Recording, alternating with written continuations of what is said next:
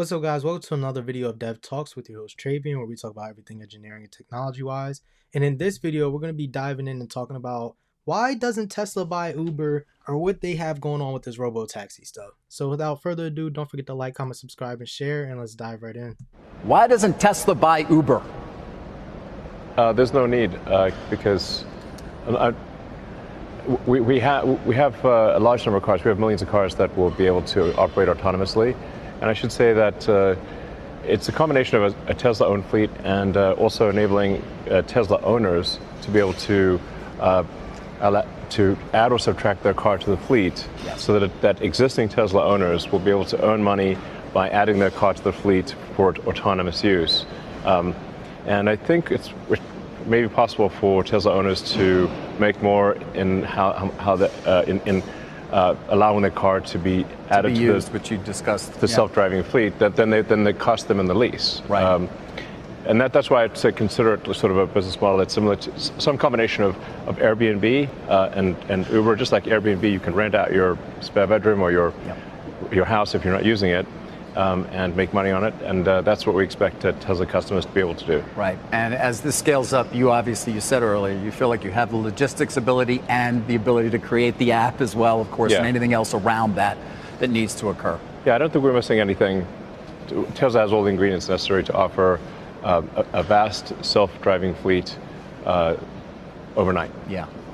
While I'm on the subject of deals, and this will take me actually to XAI, go a few places, but you know, I did note earlier in an interview you did earlier today, not with me, you're busy, man. You do a lot of different media during the day sometimes, huh? Yeah, there's a lot going on. Yeah. You'd indicated that you would like more control at Tesla. Yes. All right, that question doesn't aid or build upon what we're originally talking about here, but I think what they have going on at Tesla is genius, especially what he just described.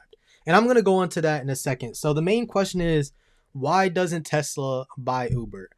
If for a lot of you guys who don't know, right, when a company goes out and they're going out and buying other companies, it's either to eliminate a certain type of competition or to acquire something that they don't have the capabilities of, or they don't want to spend time building up and things. And then now you have a competitive market out there that you could have just bought instead and brought it into in-house to incorporate it with your own products and everything. You don't have that when you go out and buy your own, like go out and buy another company, because you don't have the infrastructure or something. Maybe the company doesn't, and now they want to include it. They want to include all these different stuff. Like for instance, Microsoft. We talked about Microsoft buying Skype, and then what happened after they bought Skype? They built Microsoft Teams and stuff.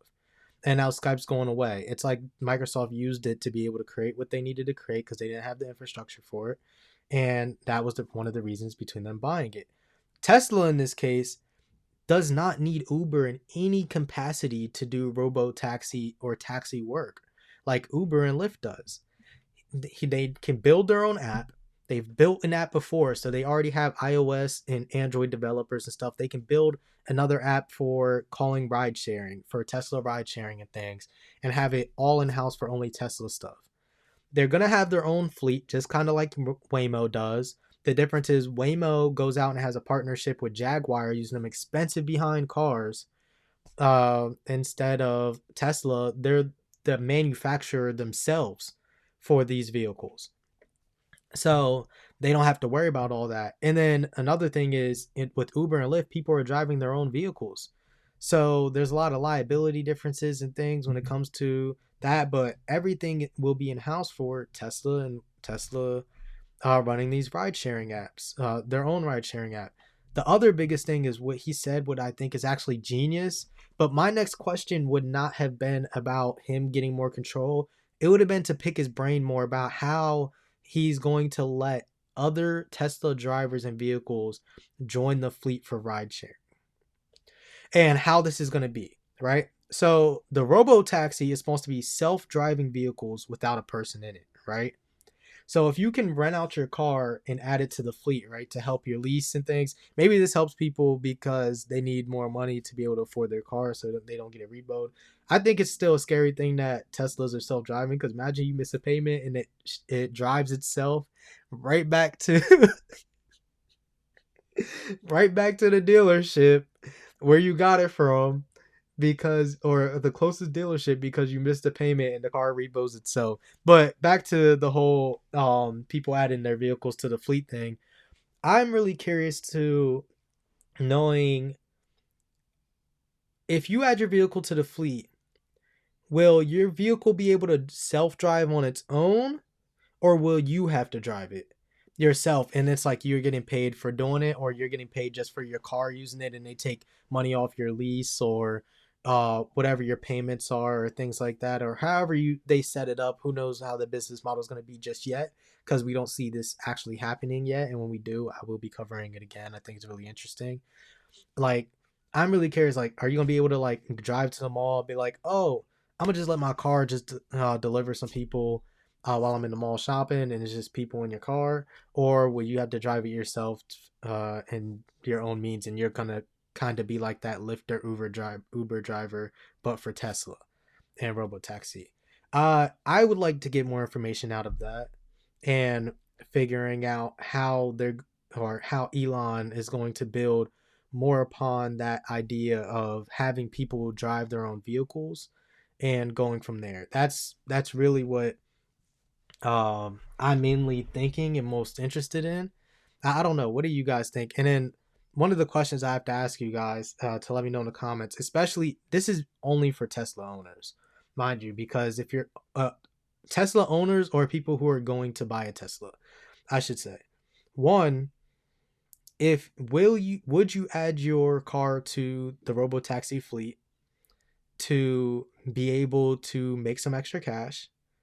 And two, if you did, would you want your car to be able to be self-driving to do that, or would you want to drive your car yourself?